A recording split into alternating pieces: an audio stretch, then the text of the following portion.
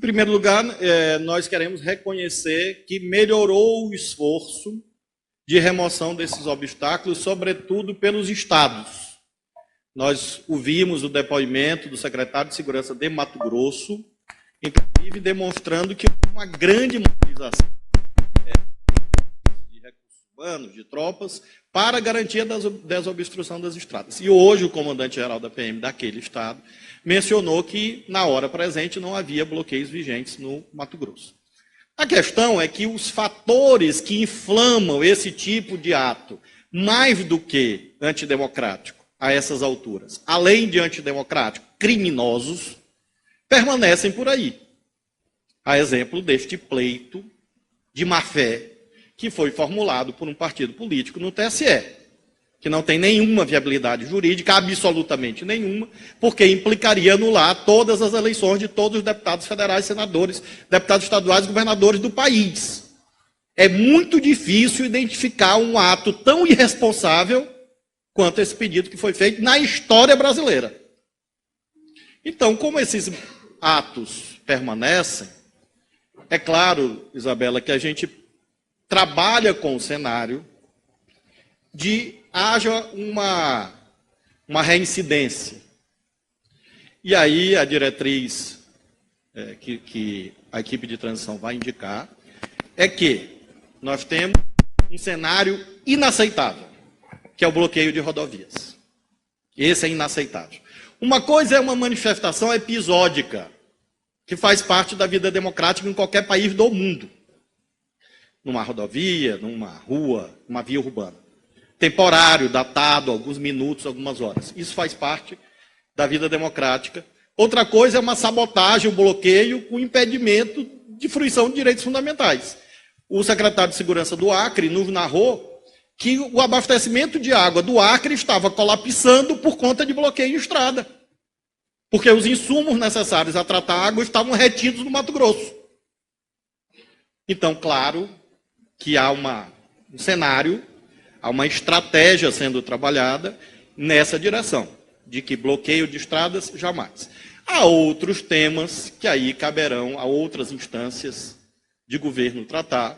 O ministro Aloysio Mercadante pode, em outro momento, atualizar, porque nós temos a questão dos quartéis, dos cercos, os quartéis, enfim, aí está fora do escopo do Grupo de Trabalho de Justiça e Segurança Pública. Mas rodovias, nós estamos sim trabalhando com este cenário. Hoje, nós achamos que é mais provável, o cenário mais provável, é que esses bloqueios não persistam até lá. Prontos para impedir o ir e vir do cidadão, porque isso realmente gera danos irreparáveis, como você mencionou. Não é isso? Oi, boa tarde, Mariana Holanda da Folha. Vocês mencionaram bastante a questão orçamentária desse ano, que as polícias já estão com bastante dificuldade. Eu queria saber qual que vai ser a engenharia que o governo de transição vai propor, talvez acrescentar na PEC, e de quanto que custaria para conseguir rodar ainda nas polícias, na Polícia Federal, Rodoviária Federal, até o final do ano. Se vocês já têm um cálculo, e qual que seria o instrumento utilizado, se vai tentar incluir talvez na PEC da transição. Obrigada. O que nós temos hoje assim, de mais emergencial para este ano, que são diárias para a Operação Rodovida, da Polícia Rodoviária Federal, diárias para essas operações da Polícia Federal, e também a retomada dos passaportes. Nós estamos falando aí de algo em torno de 200 milhões de reais neste ano. Para o ano vindouro, aí nós estamos falando de algo em torno de 500 milhões de reais. E isso sublinha aquilo que o ministro Mercadante disse, quanto à necessidade de haver a compreensão de que os contingenciamentos impostos pelo teto da emenda 95, nesse instante, se chocam contra sua excelência a realidade. Ou seja, não é despesismo gratuito, não é um cheque em branco, não. E não se trata de aumentar a despesa. É importante entender isso. O que a equipe de transição, sob a liderança do presidente Lula, do vice-presidente Alckmin, desejam, não é aumentar a despesa, é manter as políticas sociais existentes, a exemplo do Bolsa Família, e manter os serviços essenciais. E essa é uma distinção fundamental, porque a responsabilidade fiscal é um ativo estratégico do país. Agora, ela tem que ser cotejada com outros valores, entre os quais é nosso dever alertar que, se não houver um encaminhamento da solução da PEC, naturalmente, na área que nos cabe, Mariana, nós teremos objetivamente a impossibilidade de manutenção de serviços essenciais como esses que nós mencionamos. Sobre a temática da separação dos ministérios, nós partimos do seguinte acordo no grupo, que quem escala o time é o técnico. Ou seja, nós temos várias questões relativas à esplanada dos ministérios, para muito além da configuração do Ministério da Justiça. Nós temos mesmo a área econômica. É Fazenda com Planejamento, com MIDIC, Mulher separada de Direitos Humanos, Recria, Esporte, e assim sucessivamente. Então, o grupo de trabalho fez um acordo, a meu ver, correto, de tratar do mérito das políticas. E vamos aguardar o presidente Lula desenhar a sua equipe, porque a equipe, na verdade, é dele, o regime é presidencialista, e nós estamos preparando os dois cenários, um cenário com o Ministério da Segurança separado e um cenário com o regime vigente. Isso não vai alterar propriamente o organograma naquilo que nos interessa. Ou seja, a Secretaria Nacional do Consumidor, ela estará ou no Ministério da Justiça e da Segurança Pública, ou estará no Ministério da Justiça. Mas não vai alterar a Secretaria Nacional do Consumidor. Então, nós estamos desenhando as estruturas de execução das políticas, e aí aguardamos a definição do presidente Lula, apenas para formatar o ato normativo inicial, medida provisória, provavelmente, mas aí de acordo com a deliberação dele, porque não se refere só à Justiça e Segurança Pública. E nós estamos focados no mérito da política pública. É claro que eu tenho uma opinião, mas essa opinião é conhecida, mas é uma opinião que não é unânime dentro do grupo, e claro que eu respeito todas as demais opiniões. Senador eleito Flávio Dino, Ana Flor, Globo News, volta ao tema da reunião com os comandantes das polícias militares. O senhor falou que foi uníssona a posição de que é preciso respeitar a lei na conversa. Mas tanto a existência dessa reunião, quanto o fato deles também terem se reunido hoje com o presidente do Tribunal Superior Eleitoral, demonstra que há uma certa preocupação. Eu queria saber se vocês externaram a eles essa preocupação, e não só sobre como reagir a possíveis fatos que estão ocorrendo, como minha colega falou, atrapalhando, inclusive, a vida de cidadãos pelo país afora, e também em relação à posse. Eu queria lhe ouvir se isso ficou muito claro e o que vocês ouviram deles na reunião. Há uma plena compreensão quanto à ocorrência da posse, não há nenhum embaraço, o doutor Andrei pode depois detalhar isso, com relação ao governo do Distrito Federal. Pelo contrário, há um clima de... Temos uma reunião amanhã, 10 horas, com o GDF, para cuidar das providências práticas. O embaraço que há é a sorte diária da Polícia Federal. Agora, em relação ao clima com os comandantes, você tem razão. De fato, o tema surgiu. Surgiu dos problemas concretos e por conta dos rumores. E foi muito importante que o tema tivesse surgido exatamente para que nós tivéssemos o início da dissipação das nuvens. Claro que pairaram nuvens. Eu diria que a reunião de hoje finaliza uma dissipação progressiva dessa ideia de ideologização das polícias, que foi tão deletéria ao país, que foi vista como uma ameaça objetiva, e talvez tenha sido.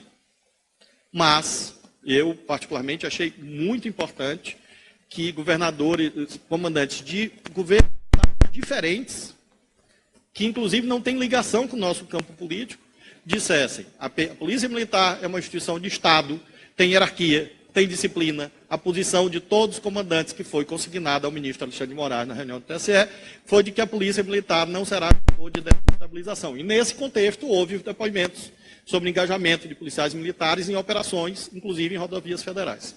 De modo que eu acho que o céu está menos nublado, eu diria. Embora não seja plenamente azul ainda, né?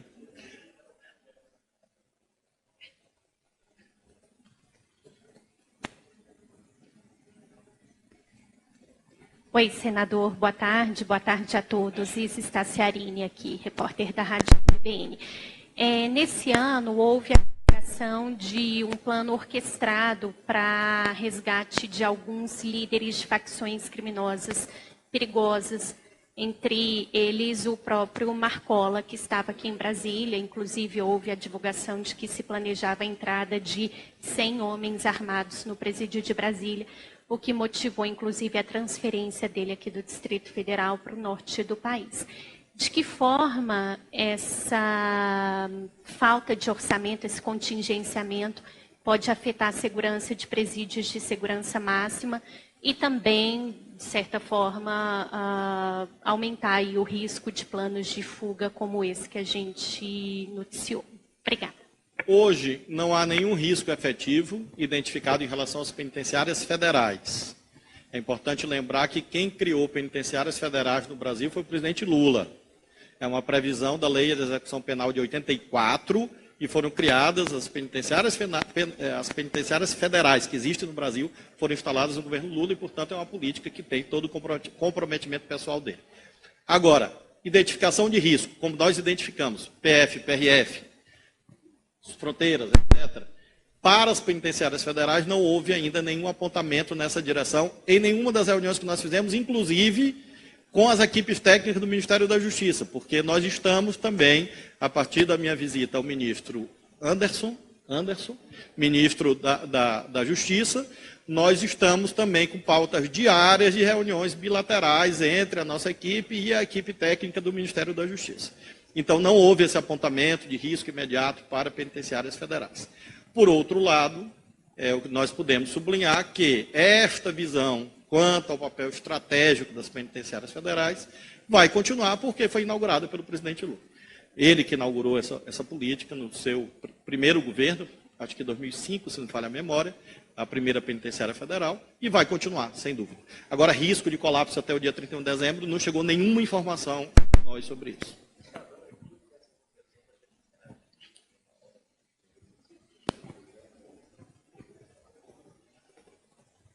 Boa tarde, senador. Wesley Galzo, do Estadão.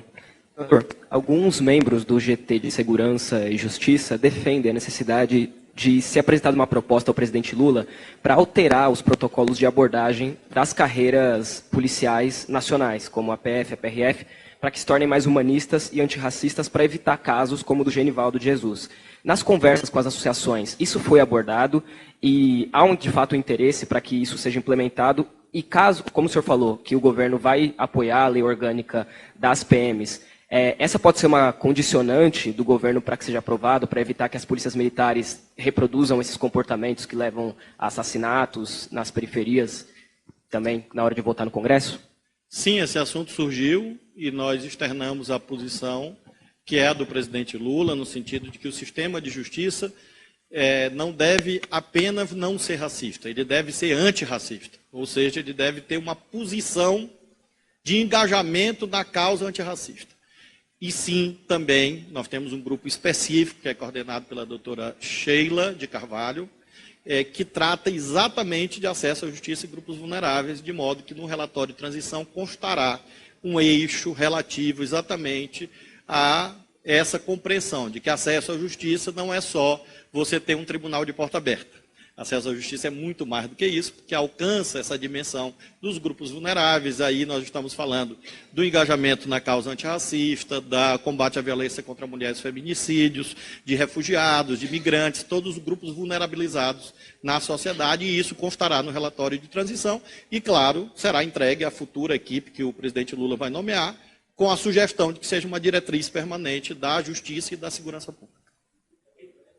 Sim, inclusive para a lei orgânica, sem dúvida alguma. Inclusive porque no Sistema Único, na lei do SUSP 13.615 de 2018, tem um eixo especificamente sobre essa temática e, portanto, até em razão do cumprimento dessa diretriz do Sistema Único de Segurança Pública, isso tem que migrar para as outras leis, inclusive para a lei orgânica, sem dúvida alguma.